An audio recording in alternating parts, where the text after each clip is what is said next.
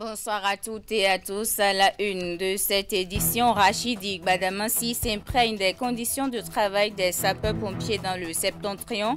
Le ministre conseiller en charge de la défense et de la sécurité nationale a échangé avec ses agents chargés de la gestion d'urgence liées aux incendies et autres sur les difficultés auxquelles ils sont confrontés dans l'exercice de leurs fonctions. C'était en fin de semaine écoulée. Les détails dans un instant. Lutte contre les maladies tropicales négligées à manifestation cutanée, la réinsertion socio-économique des personnes affectées dans le département du Zou. Caritas Abomey en a fait son cheval de bataille. L'institution a initié une série d'activités en faveur des malades des communes de Zobodo et Zakota avec pour objectif de réduire la prévalence et l'incidence des maladies ciblées dans les zones d'intervention. Et puis fin du concours Benibiz, les lauréats sont repartis avec des subventions pouvant leur permettre la mise en œuvre de leur projet vert. C'est une initiative de l'organisation non gouvernementale TechnoServe qui vise la promotion des entreprises vertes. Voilà pour vous le sommaire. Restez avec nous pour le développement. Le ministre conseiller en charge de la défense et de la sécurité nationale, Rachid Badamassi, en tournée dans le septentrion, a prêté oreille aux difficultés qui entravent le bon fonctionnement des activités des sapeurs-pompiers basés à Parakou. C'est la compagnie départementale des sapeurs-pompiers de Borgou qui a accueilli Rachid Badamassi en fin de la semaine écoulée. L'objectif de la visite est de s'imprégner des conditions de travail et échanger avec les soldats Ulrich Caballo et Franck Legland. S'enquérir des difficultés auxquelles le groupement national des sapeurs-pompiers du Borgou est confronté, tel est l'objectif de cette descente du ministre conseiller chargé de la défense et de la sécurité, arrivé ce vendredi dans le cadre d'une tournée de vulgarisation et de recensement des difficultés des acteurs à la base. Rachid Badamassi s'est imprégné des conditions de travail du personnel avant d'exposer à ce dernier les réalisations du président Patrice Talon et son gouvernement dans le domaine de la sécurité nationale. Vous savez, avec le président de la République, son Excellence, le président Patrice Talon, homme de vision, homme de rigueur, c'est la politique du développement et non le développement de la politique politicienne. Nous avons passé plus de 10 ans à faire de la politique politicienne, laissant de côté les vrais problèmes de développement. Nos sapeurs-pompiers manquent encore de moyens, alors que nous avons dilapidé les fonds. Il a fallu un homme de vision. Nous avons démarré par la cité de défense et de sécurité. Un joyau gigantesque qui est financé à plus de 280 milliards de francs CFA pour mettre à l'aise nos forces de défense et de sécurité.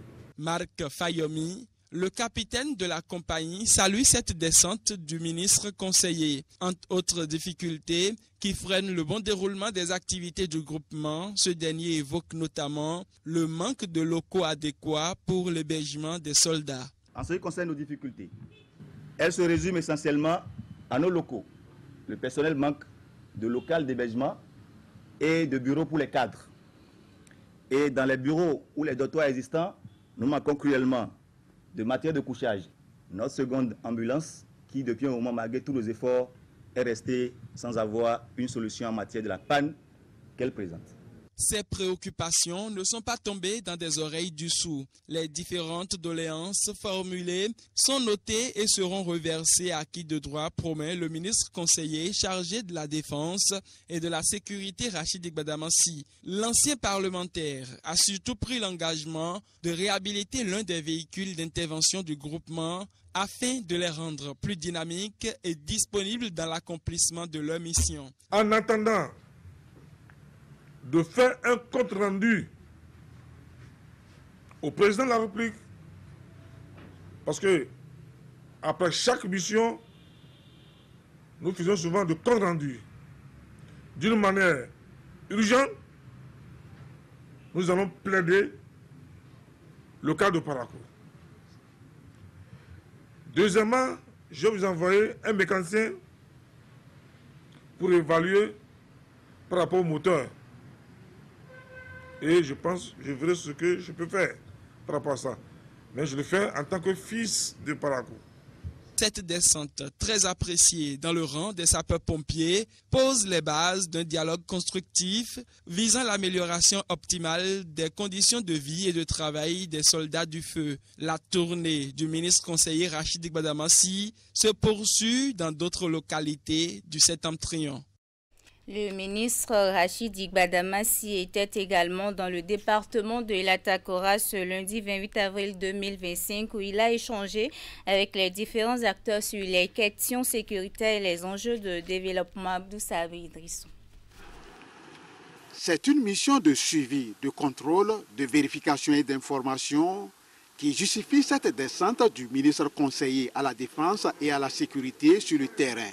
À Nati Tengu, pour le compte du département de l'Atakora, Rachid Gbadamassi a tour à tour échangé avec les membres de la conférence administrative départementale, les élus communaux locaux puis les représentants d'entreprises prestataires dans l'Atakora. Au menu de ces deux rencontres, le niveau d'exécution des réalisations, la mise en œuvre des réformes sur la décentralisation et surtout la question sécuritaire. Mesdames le préfet, en tant qu'autorité de tutelle, vous avez l'impérieux devoir de faire en sorte que les maires et les secrétaires exécutifs de votre département forment un bon tandem actif et agissant pour impulser une bonne dynamique de la décentralisation et de la gouvernance locale dans l'Atakora. Par la grâce de Dieu, l'ennemi est déjà vaincu. Les terroristes seront terrorisés. Cela signifie que vous devez redoubler d'ardeur et de vigilance. C'est légitime de redouter la proximité avec le Burkina Faso, voisin dont nous connaissons tous la situation en matière de menaces sécuritaires dues au terrorisme. Autrefois relégué aux oubliettes, l'Atakora bénéficie désormais d'une attention toute singulière du gouvernement Talon, dont les projets et chantiers ouverts concours au développement local. Nous sommes reconnaissants pour la construction du marché de Nati Tengu, le plus grand marché régional du Bénin. Le projet asphaltage qui a changé le visage de la ville de Nati Tengu, chef-lieu de département. La démarche du ministre conseiller au parcours élogieux est saluée ici par l'ensemble des participants. Moi, j'ai compris du rôle de votre poste, vous le jouiez déjà avant votre sac. Et ça, pour reconnaître aussi vos mérites avant votre sacre. À travers cette descente sur le terrain, le ministre conseiller prouve ainsi sa bonne volonté à jouer sa partition pour relever les défis et enjeux de développement, notamment ceux sécuritaires dans l'Atakora. Développez vos stratégies de renseignement. Parce que sans renseignement, on ne peut pas gagner une guerre. Je pense. En santé, la semaine africaine de la vaccination instaurée par l'Organisation mondiale de la santé dans le but d'intensifier la sensibilisation autour de la vaccination contre certaines maladies se poursuit. Et justement dans ce cadre qu'une équipe de notre rédaction conduite par Esther Tofa a fait une immersion au centre de santé de Bégamin pour comprendre le processus de vaccination des enfants et les dispositions sécuritaires autour. Suivez plus tôt. 10 heures dans le centre de santé de Bégamin, dans le 11e arrondissement de Cotonou. La section vaccination s'anime depuis quelques minutes par les pleurs et cris des tout-petits. Ici, tout commence à l'accueil.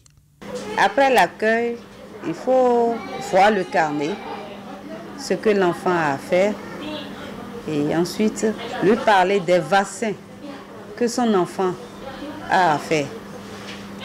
L'importance de ces vaccins et le rendez-vous qu'on va lui donner, le suivi, comment est-ce qu'elle va pouvoir suivre la vaccination et ne pas rater ces vaccins pour son enfant.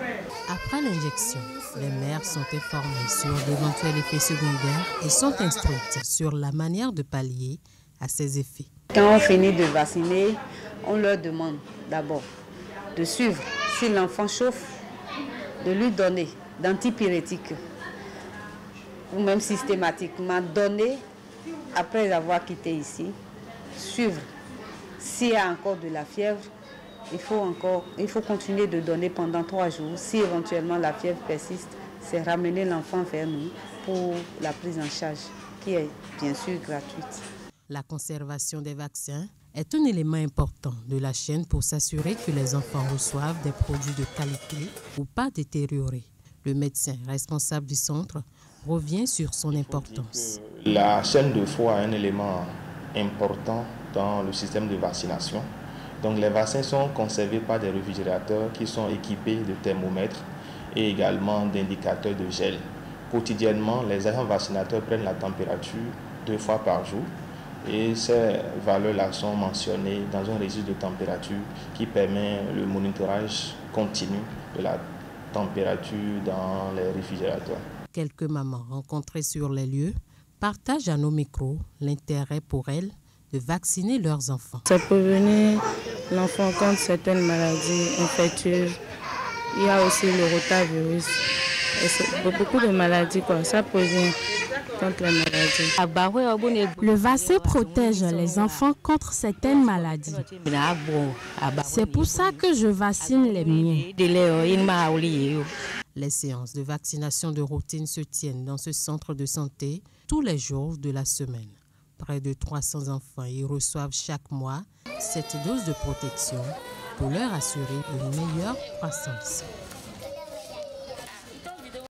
Dans le département du Zou, le projet de lutte contre les maladies tropicales négligées à manifestation cutanée de réinsertion socio-économique des personnes affectées est lancé. C'est un paquet d'activités prévues en direction des malades des communes de Zobodomé et de Zakota avec pour objectif de réduire la prévalence et l'incidence des maladies ciblées dans les zones d'intervention. La mise en œuvre du projet est assurée par Caritas Abomey en partenariat avec la Fondation Anesvad, Imet, Elena Moussou et Georges Vourdounan. Encore une preuve de l'engagement humain, social et spirituel de l'Église en faveur des personnes oubliées puis marginalisées, surtout celles affectées par des maladies. Grâce à l'appui technique et financier de la Fondation Anesvad, Caritas Abomey lance le projet de lutte contre les maladies tropicales négligées à manifestation cutanée et de réinsertion socio-économique des personnes affectées. Le présent projet, bien inscrit dans la dynamique de la politique nationale de santé 2018-2030 du Bénin et spécifiquement dans le plan quinquennal de lutte contre les maladies tropicales négligées 2023-2027, est initié pour contribuer à l'éradication des maladies tropicales négligées cutanées et à l'amélioration des conditions de vie des personnes affectées, tout en agissant sur les facteurs socio-culturels, économiques et environnementaux des localités cibles. Au nombre des paquets d'activités prévus, on peut citer la sensibilisation communautaire, l'accompagnement psychosocial, le soutien à l'inclusion socio-économique, de même que le renforcement de la résilience communautaire. Les interventions couvrent les communes de Zakota et de Zobodomé. Elles visent à apporter une réponse intégrée, humaine et durable en vue de réduire la précarité ambiante, suivant la deuxième orientation du plan stratégique d'action pastorale intégrale du diocèse d'Abomey. Et nous remercions, sinon félicitons Caritas, parce qu'il faut rappeler aussi que c'est un processus qui a duré pratiquement 1 an et au bout duquel ils ont pu être sélectionnés pour conduire ce projet. Il s'inscrit dans une dynamique de justice sociale et de transformation collective. Ce projet épouse parfaitement notre vision des affaires sociales ainsi que celle d'un développement local durable, inclusif et équitable. Je tiens à rappeler les partenaires, les différentes parties prenantes de l'entière disponibilité des GUPS de Zobodomé et de Zakota. Quoique évitables et traitables, il faut signaler que les maladies tropicales négligées à manifestation cutanée continuent de provoquer souffrance, isolement et pauvreté dans les communautés. Pour une mise en œuvre efficace du projet, les divers acteurs impliqués sont appelés à travailler en étroite collaboration pour réduire la prévalence et l'incidence de ces maladies dans les localités ciblées. Les membres du Haut Conseil des rois du Bénin expriment leur gratitude à l'endroit du chef de l'État Patrice Talon pour le vote et la promulgation de la loi portant cadre juridique de la chefferie traditionnelle en République du Bénin. Ils saluent l'acte et s'engagent pour sa vulgarisation et surtout sa mise en pratique. C'est à travers une séance extraordinaire au Palais Royal d'Alada le dimanche dernier. Teddy Goudal. Autour du roi Kodegbe Lamafantoui Digla d'Alada, des membres du Haut Conseil des rois du Bénin. Ensemble, ils disent un grand merci au chef de l'État Patrice Talon pour avoir promulgué la loi portant cadre juridique de la chefferie traditionnelle en République du Bénin. Il nous l'avait promis fermement, mais il l'a fait. Celui-là, c'est un grand homme d'État. Quand il le dit, il le fait. Il est heureux de constater qu'avec l'avènement du régime de la rupture, nous, rois, chefs supérieurs et chefs coutumiers, sommes désormais pris en considération et traités dignement. Pour l'établissement de ce cadre juridique, le président Patrice Talon a mis sur pied une commission conduite par le professeur Bienvenu Akora. Pour le Haut Conseil, le travail de cette commission ne souffre d'aucune insuffisance et cela mérite cette cérémonie de reconnaissance à l'endroit des députés, le chef de l'État et les membres de son gouvernement. Et à l'Assemblée nationale, tous les députés ont eu à voter. L'UPR a eu à voter, le BR a voté, et les démocrates, où sont-ils? Où sont-ils ces députés démocrates? Ils n'ont pas fait. Ce faisant, ils ont offensé les ancêtres comme ça. Nous l'avons voté avec cœur. D'autres l'avaient rejeté. Mais nous avons constaté que les royaumes ont valablement approuvé cette action louable du gouvernement. Et pour mieux matérialiser cette gratitude à l'endroit de Patrice Talon, le Haut Conseil des rois du Bénin décide de le reconnaître comme prince dans toutes les cours royales du Bénin. Il a nom Kenyo, qui veut dire l'univers est bon.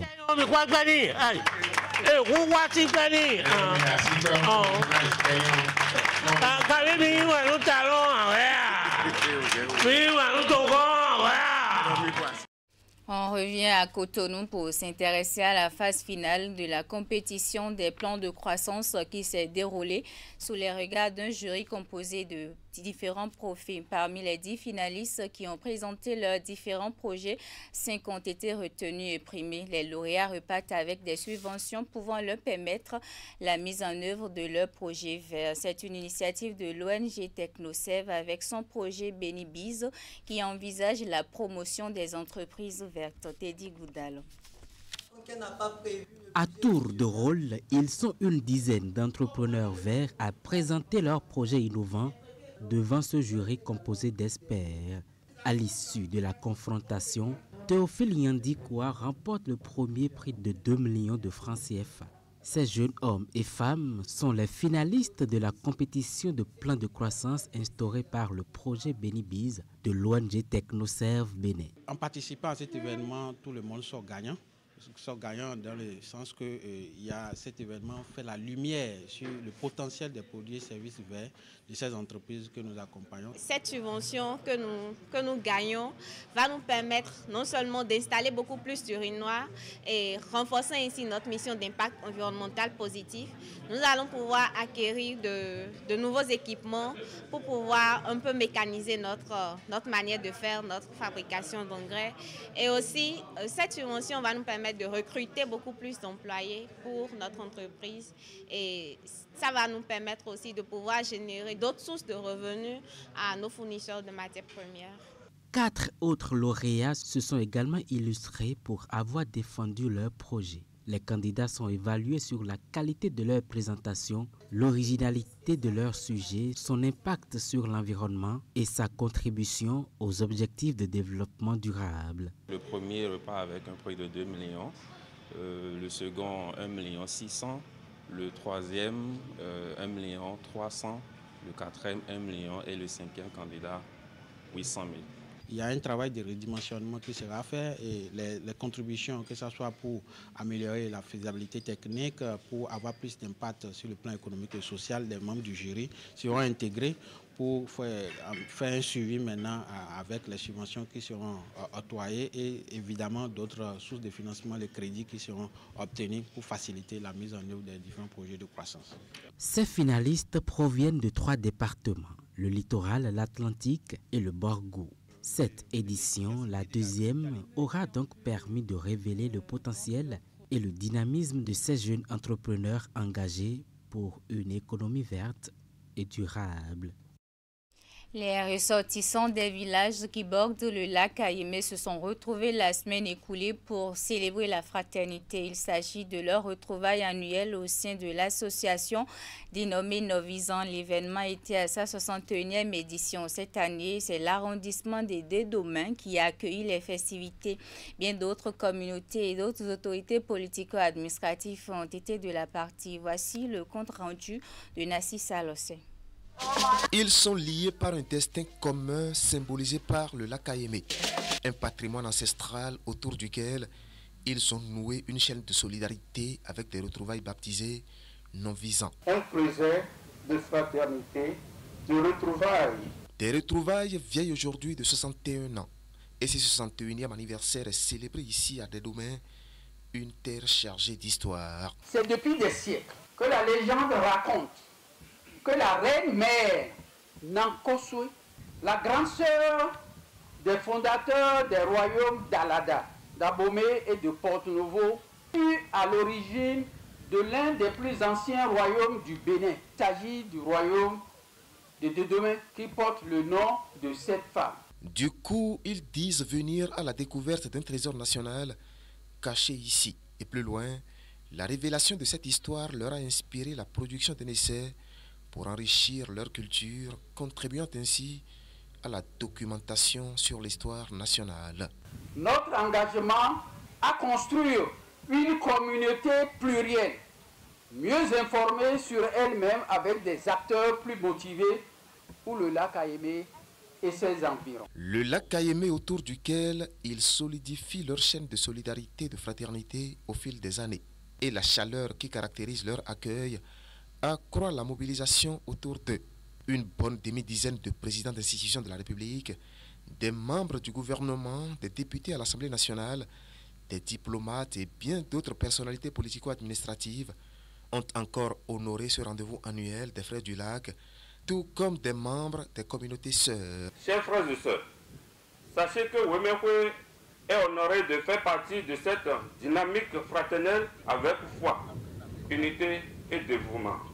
Et comme c'est de coutume, l'association Novisan a fait don d'une enveloppe financière de 3 millions de francs CFA à la localité hôte des festivités pour la réalisation d'infrastructures socio-communautaires. Le flambeau de la fête, lui, a été transmis à l'arrondissement d'Agatobo qui accueille les festivités en 2026.